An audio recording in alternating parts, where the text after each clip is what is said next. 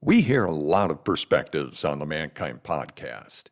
Inclusion of a guest is not an endorsement of their views, and the opinions expressed here do not always represent the mission or values of the Mankind Project USA.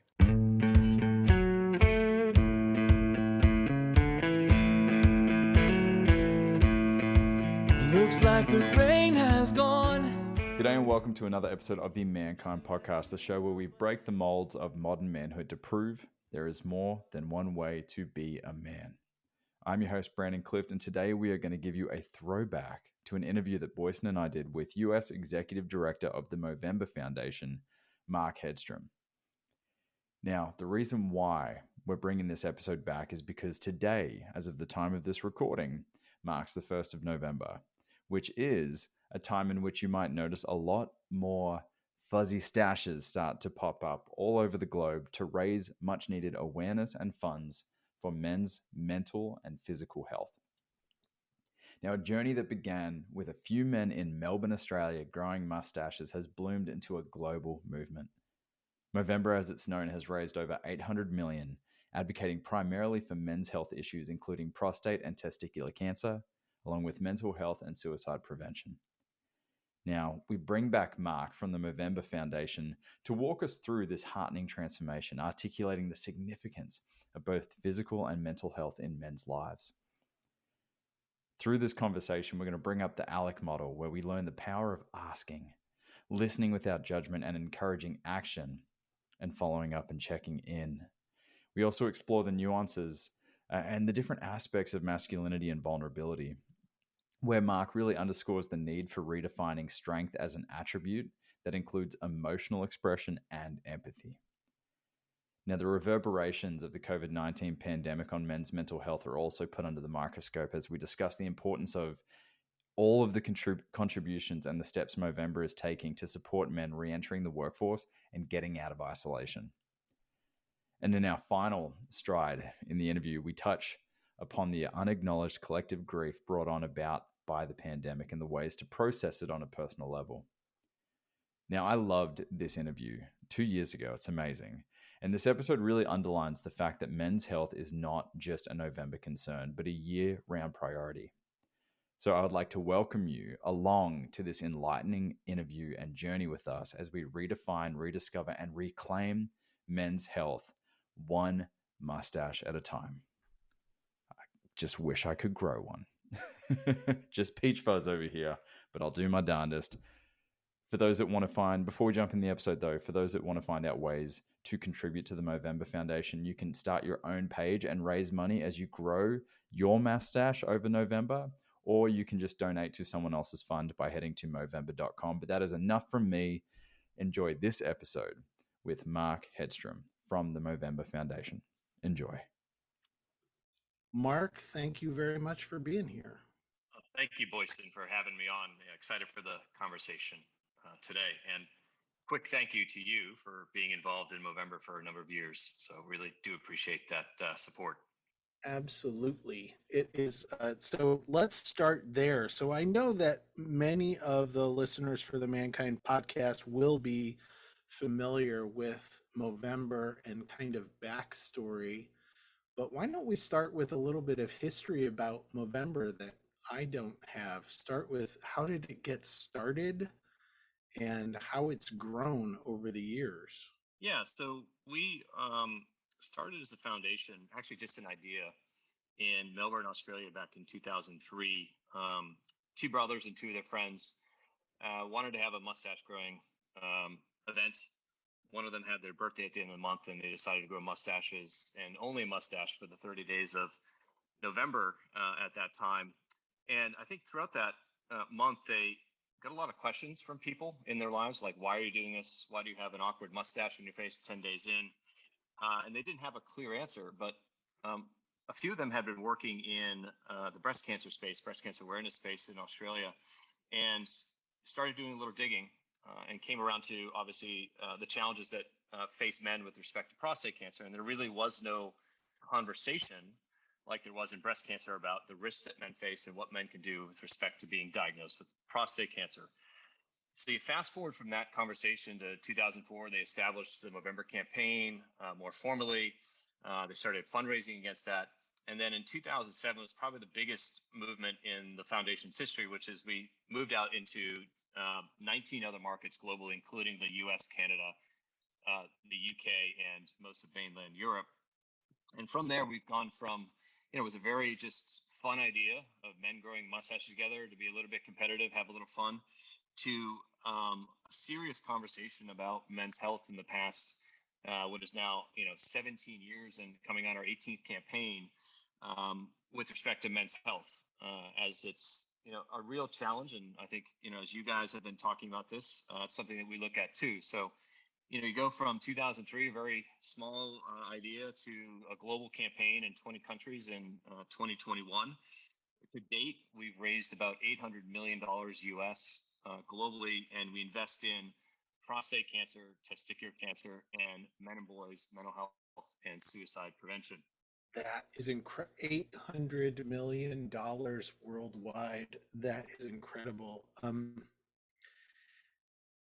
And starting with one idea, and what I have noticed, been amazed by, and been heartened by, is that you started kind of it seemed that Movember started kind of very focused on prostate cancer and testicular cancer, and now has really expanded.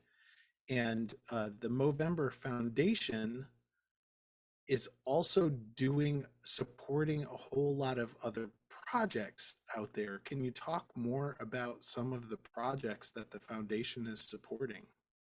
Yeah, and I think when you step back and look at the success of the campaign and what Movember's done over that 18-year horizon of raising $800 million plus, the significance of what we've invested in is the most important piece and what we're most proud of.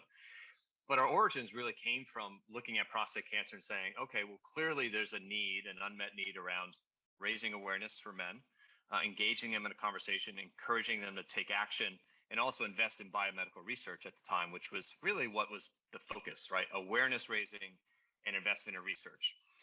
But in that time, when we started that piece of work back in 2004, in or around 2006, in Australia and New Zealand, we started to have the conversation around prostate cancer, not the physical aspects of the disease and treating that physical challenge, but also the mental health aspects that men face, right? Because prostate cancer at its root, based upon treatment, can have some really difficult outcomes.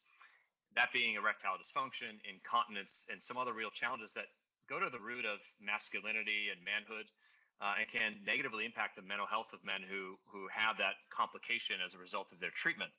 So very quickly in 2006 and then in 2014, the US, we started moving down the path of looking at prostate cancer, for instance, holistically. What are the physical attributes and treatments that we need to put in place? What are better diagnostics we need to use? But also, how do we help men navigate making the best decision for themselves and their partners, right? What is the best outcome for them? How do we define that with them? So it was a very simple bridge from what we were doing in cancer around mental health to the larger issue that we're focused on now, which is mental health for men and boys and suicide prevention in particular. If you step back and look at, and I'll take a US context for a quick example,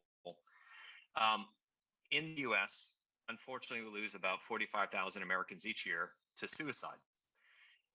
Of that, 80% of those are men.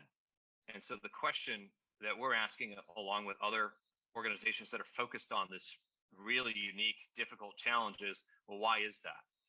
And so when we step back and look at our programming and what we invest in programming for mental health, it's really all the way up front.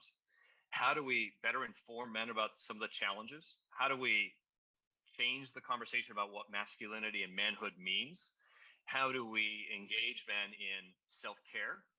How do we engage men in peer support? In a prevention, early intervention set of measures. So we've developed programming in those two prevention, early intervention spaces that focuses on how do we educate men about the risks they face? How do we educate those men and those people that care for those men to have a conversation? And then how do they continue to come back to that conversation? So if a man is going in a challenging direction, how can those that love him, support him, help him navigate through to a better outcome? So a lot of our work is really focused on social connection and conversation. How do we get men to talk about their issues? How do we provide them the safe space to have those conversations? Beautiful. Well said. To provide a safe space to have those conversations. And that resonates so powerfully with the work that the Mankind Project is doing also. That kind of social emotional health and social emotional connection and learning and relational skill building, right? That leads to the kind of impacts that we want to have. That's beautiful. So, and from here, from sitting in 2021, what is Movember's vision? So you're still doing what you started out doing in 2003. We'll still launch that campaign. You're still doing the kind of outreach and awareness building and direct intervention. What is the vision for where you're headed? I think one of the things that we've come back around to in the last 4 years, and you would have seen this in terms of how we've been moving from balancing the fun and the serious side of Movember, right? We talk about it as the two sides of the mustache. So how do we keep that fun, engaging campaign that we run every year, but also how do we start engaging in the conversation that needs to happen year round about men's health and about masculinity and about mental health, as an example, because it doesn't just happen in November. Sure, that's a great time for us to really dig in and engage in the conversation, make it fun for people, but provide them resources that they can use in their own lives. So, November is a great opportunity to reconnect with your uncles, brothers, fathers, sons, and have a little fun with growing a mustache or moving together or hosting an event together, and use that as a social connection point, right? To reestablish or reconnect with folks or deepen a connection with someone. But when we step back and look at it, mental health and physical health doesn't happen just for the 30 days of November, right? We have to be engaging and advocating on behalf of men throughout the year, engaging men in those conversations around male cancers and mental health throughout the year. So when you look at the campaign, the side of the business that I spend most of my time in,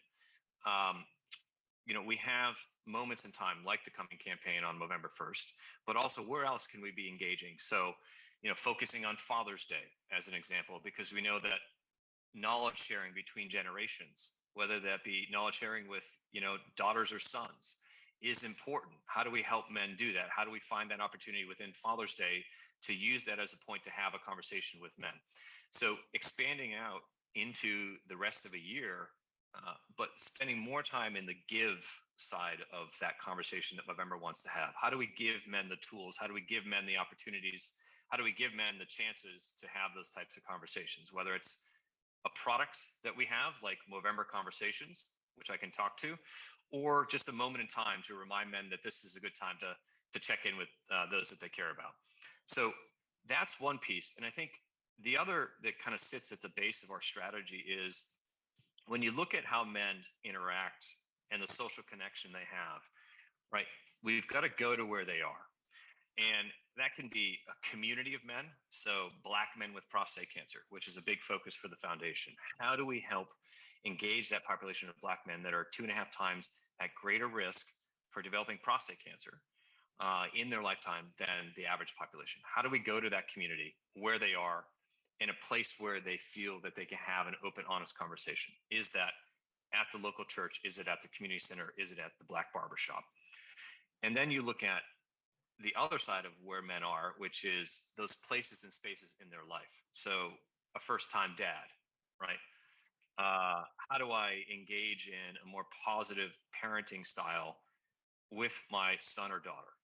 How do I help them navigate through conversations? How do I help myself navigate through difficult conversations with a 4-year-old? All the way through to being in the workforce, right? Men spend a lot of time in their workplace. How do we engage them there? Men spend time in the university setting. How do we inform and influence their thinking about things like masculinity and social connection at an early stage in their lives? So 2 things is expanding out throughout the year, but also looking for those connection points with a specific community or connection point in a man's life that works.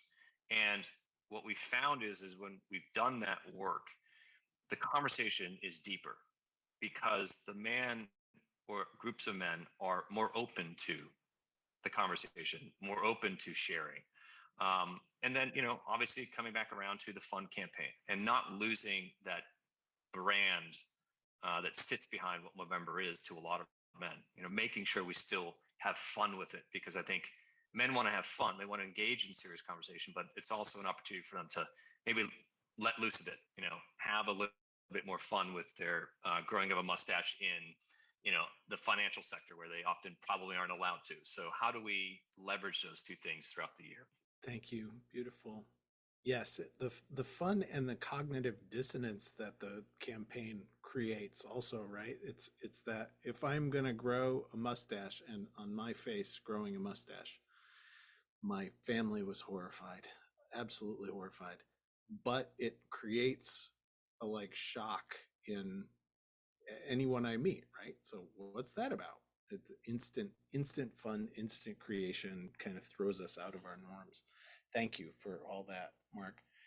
So I want to bring this back. So a little closer to home for you as a man, Mankind Project is about stopping and slowing down and checking in. So I'm curious, what got you involved in the Movember Foundation, and what are the kinds of learnings that you've had about supporting men through the foundation's work? So how is this personal for you?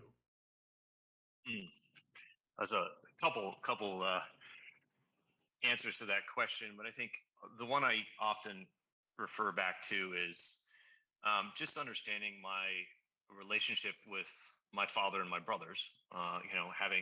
Having grown up over the past 40 plus years with three other men in my life, and watching us all navigate what masculinity and success look like to my father versus how it looks to my brothers and myself. And so I think on a personal level, it's about how my members allowed me to engage in that very personal journey.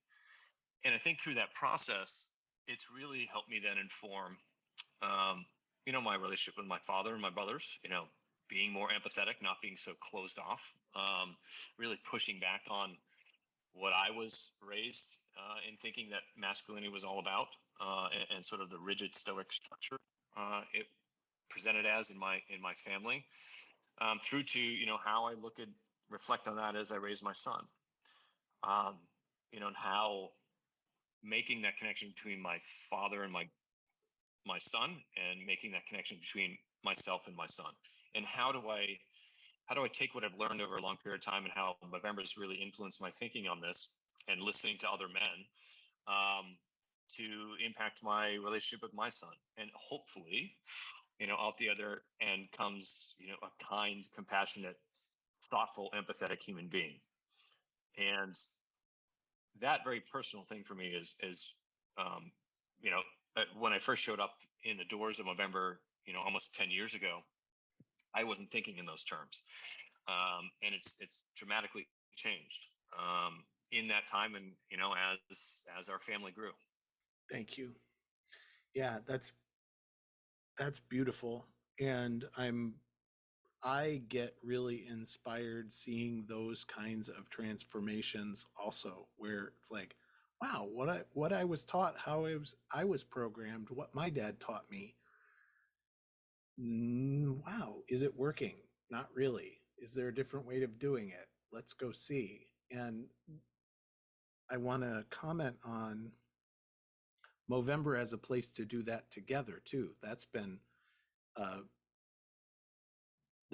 transformative for me, is recognizing I don't have to do this kind of journey alone. So thank you to Mankind Project. Thank you to Movember for creating those kinds of spaces where we recognize we don't have to be in that conversation by ourselves. Yeah, I think the one thing I just know anecdotally, and we'll obviously look at this from a research lens as well. And as we design programs, we're focused on evidence, so evidence-based approaches to prevention or intervention.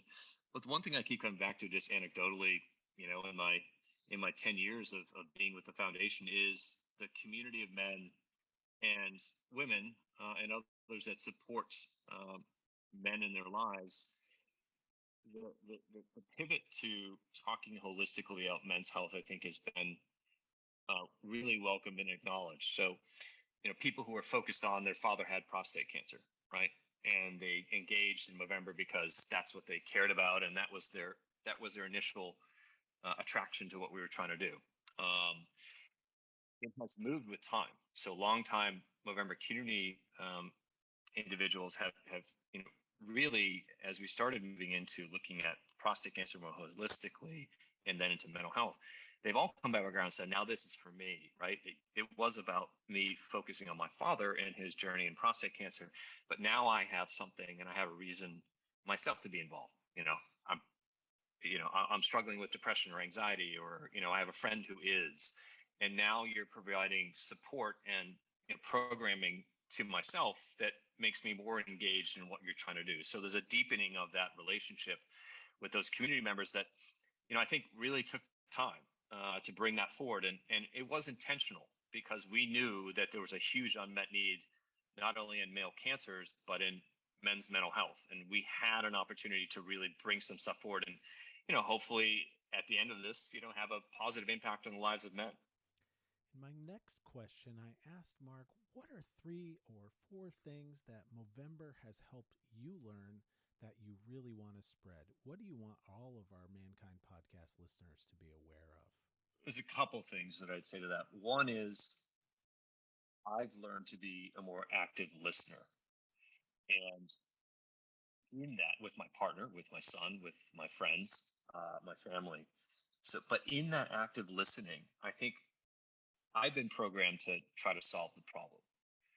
And what I've paused on, because I've had, some very close friends of mine who are struggling, what I paused on is listening without judgment and leaving it there, not trying to solve the problem for them. And that's something that came out of our work in Australia with a group called Beyond Blue and leveraging our model called ALEC, which is ask, listen, and I always say listen without judgment, encourage action. So don't try to solve that man's problem in the moment.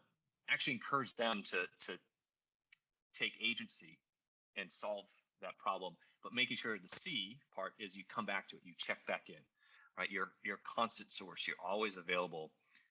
And you're always going to tell them, I'm going to come back to this. I'm going to see how you're doing. And I want to have this conversation and help you where I can. So the ALEC model is really key, but in that active listening that everyone talks about, right? But it's hard to do. And it's hard for me to do, is really important. I think the other thing that I would say is having emotion or showing empathy or showing vulnerability is not weakness. It's not weakness for men. And I think that's something we really need to challenge, that showing that you care or that you can hurt or that you're not okay, that's not a sign of weakness. That's actually a sign of strength. And I think a lot of men struggle with that, particularly men of my age and older, because they were told that that was a sign of weakness. And I think we need to push back on that. And that's something that I've learned, that I have to be more emotive. I have to be more empathetic. I have to be more vulnerable, because that's going to make me a better person. And it's going to reflect better towards my son as to what healthy masculinity can look like. And the last one I'd say is, like, we can't do this without others in our lives. My partner, my son, the women in my life. Men's health is not just for men, just as women's health is not just for women. We can be allies in women's health. We can be allies in women's rights. We can be allies in LGBTQI movements and rights and conversations. Like, we can be those allies, but we need those same individuals and communities to look at men's health more holistically and say, how can I help men? Like, how can we move forward together to solve what may be different issues, but be there to help bring stuff forward? So I think allyship and this concept that's moving through, a lot of conversations in diversity, equity, and inclusion. How do we build that together?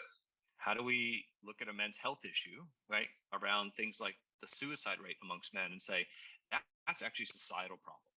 How do we help men And then you look at what's happening with women's reproductive rights or LGBTQ rights. How do we become better allies as men for those women and for those that identify differently?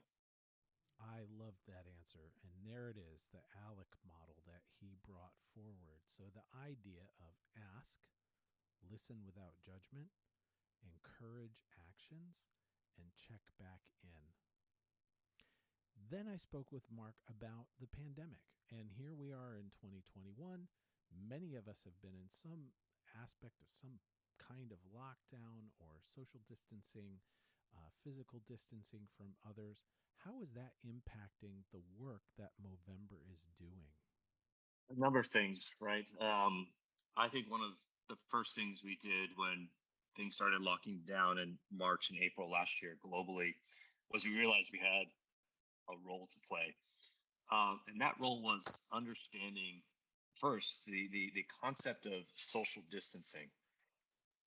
That language is critical to understand how it can influence people's thinking, right?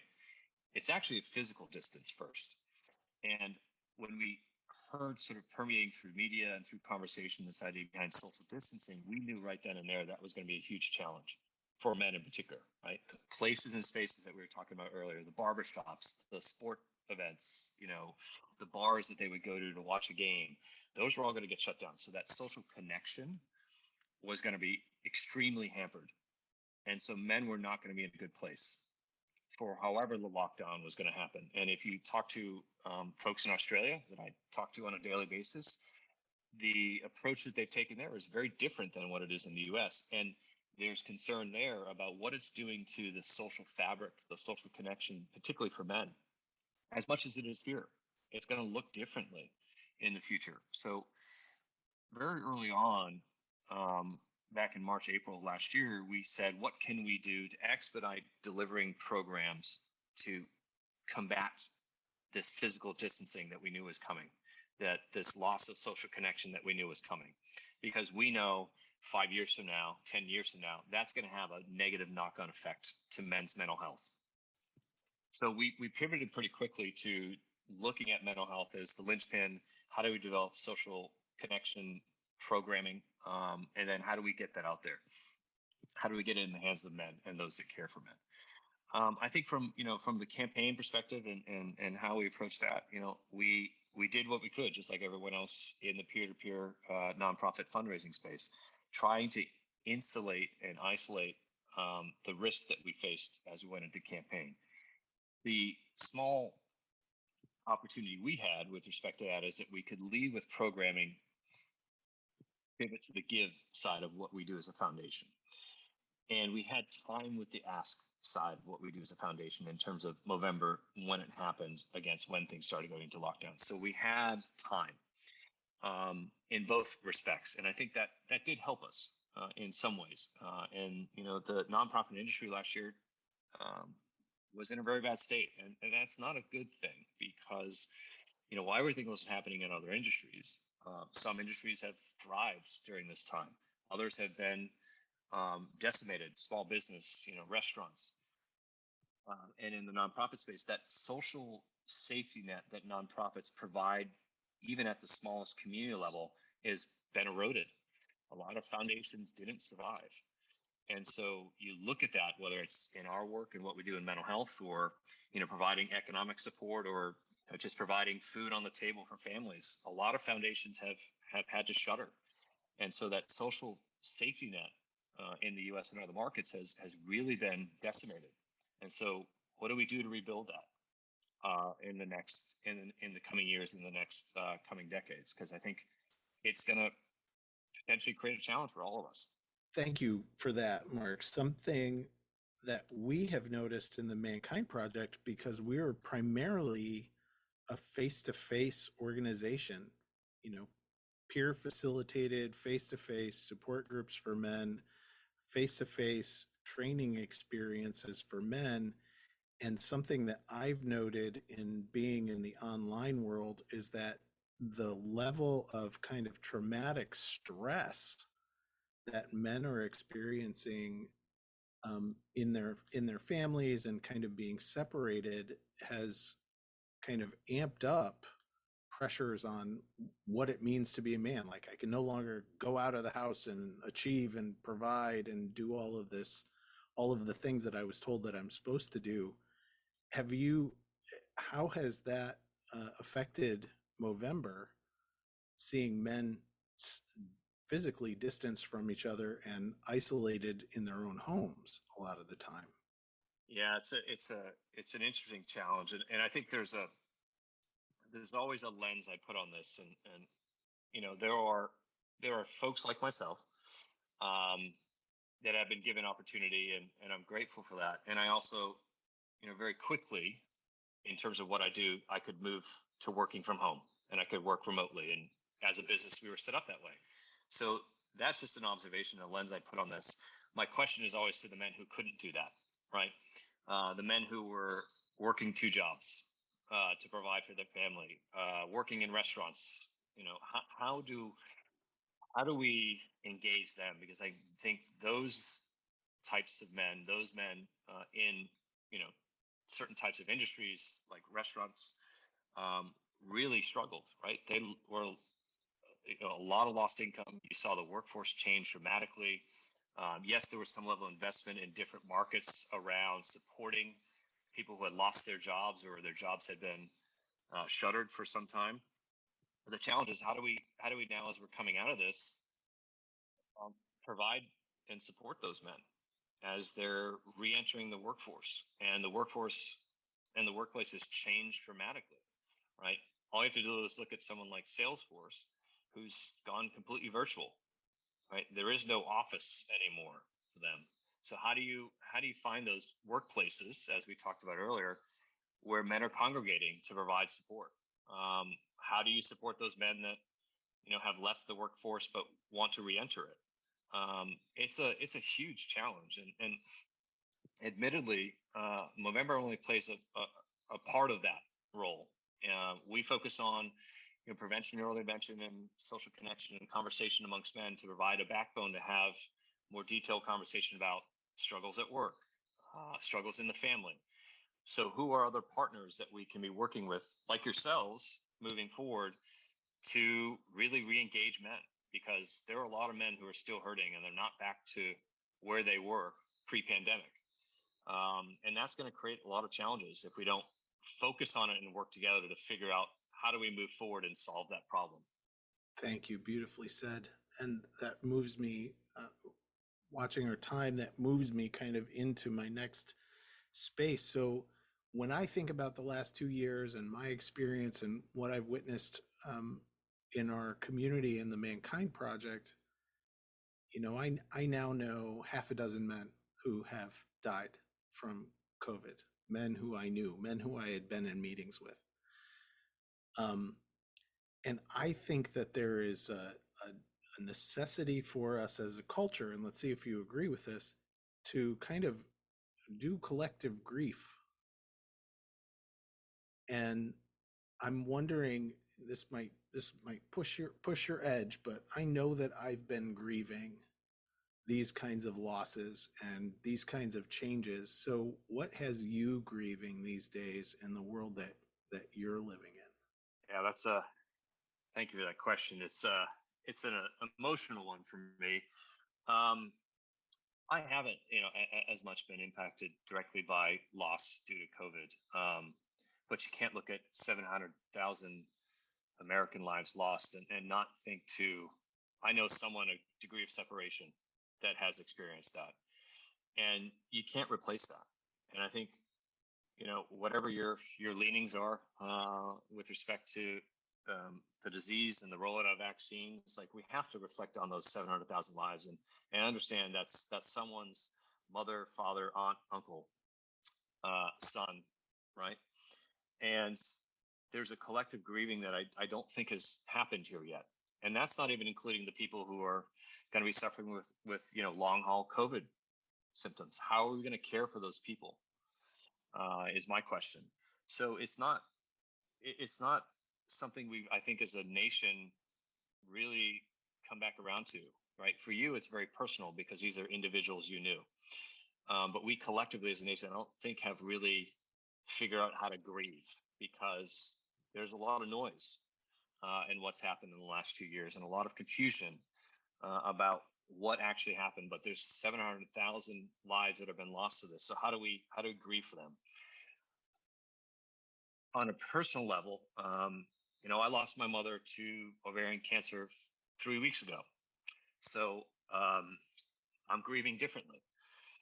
And, I'm reflecting on, back to my point, how they raised me as a man, what I've learned from her as, it takes a whole host of people to, I'm sorry, and I get emotional about this. It's hard not to, so close to the event. But who she was as a person, and how she raised me is still very top of mind. And my parents did a great job, and I'm thankful for her. And it will be tough. It'll be tough not to have her. So I'll stop there. Thank you, Mark. I'm very sorry for your loss, and thank you for bringing the authenticity of what's present for you right into the room with you. Thank you. And I think for me, September is my mother died September 13th, 2002. And September is a time when my entire family reflects on this day. And I have 6 brothers, 5 of whom are my mother's sons. So my mother gave birth to 6 boys, and September always brings this back for us as well. And so thank you for sharing that vulnerability. Next to grief, I often find gratitude. So as you're sitting where you are and looking forward, and this can be from the Movember perspective, this could also be from your personal perspective, like, what do you see that you are grateful for or inspired by or hopeful for moving into, Movember starting in a month, or where we are as a culture? I'm hopeful for the fact that we can have these conversations, and that it is leading somewhere. I'm grateful for what you do as an organization and the conversation you're trying to have, what Movember is doing, and others. I think there's a consciousness that's coming from this, right? And it's been muted with the last 2 years. And I think, though, through that, what we're going to realize is there's some real challenges, but there's some real great solutions out there, great organizations out there that are focused on this. So how do we collectively come together to address this challenge? And it's not the only challenge that we as a community or as a society face right now, but how do we look at what was already an ongoing public health crisis, which was suicide in America and mental health in America, to understand where do we go from here? And how has the last 2 years of the pandemic changed that, both negatively and positively? But getting to a place that I'm grateful for is that the conversation is even happening, right? That the consciousness is being raised, and that in places and spaces, we're having a positive influence on masculinity and how men and boys are talking about what they feel and what they think. And so that gives me hope that it can actually change. And, in my own life, I can influence my father. In my own life, I can influence my brothers and my son. And that's where it has to start for me. But then as we build that community, we can start expanding those rings of influence and expanding those rings of opportunity. And I think there's permission now that maybe didn't exist 10 to 15 years ago. It was hidden. It was not out in front. But you can't look at what's happening in America with men's mental health and what's happening to men in the workforce and not say that there's a challenge here, we've got to solve it. So I'm hopeful, and I'm grateful that we're in the place and space and organizations and and others are focused on trying to figure this out and solve it. Beautifully said. Beautifully said. Yes, it may seem daunting to look out at the culture and wonder how we can change the culture, but you pointed it out, I think, perfectly. I can change a microculture that's right around me, right? I can influence my family. I can influence my circle of friends. I can influence the guys that I hang out with to watch the game, or the guys that I'm doing service with, or the guys in my men's work. And those microculture changes can very quickly snowball. And I'm grateful right along with you, Mark, that I don't think this conversation was happening in this way 10 years ago, 15 years ago. I think it continues to grow. So I am super grateful for your willingness to show up here and to get vulnerable and to share about Movember. And as the final kind of thing, you have the opportunity to give your take action now for the folks who are listening to the podcast. So what do you want people to do? Two things. Take the time to connect or reconnect with people. Unplug from the day-to-day, from your devices, and spend time having a conversation, and a meaningful conversation, and listening. And then I think, if you haven't looked at Movember, give us a chance. Understand that you can have some fun with what we do in the campaign. You don't have to grow a mustache per se. You can embrace Movember in whichever way you want. You can move together. You can host an event. But come back around to taking a look at Movember.com and understanding what the campaign is and the fun side of what we do, but also spending some time on the website, understanding the work we're trying to do and where we can support you and your community. Those would be the two things I would say. Mark Hedstrom, Executive Director of the Movember Foundation in the United States. Mark, thank you for taking the time to be with us on the Mankind Podcast. Thank you, Boyson. Really appreciate the conversation today and appreciate the opportunity.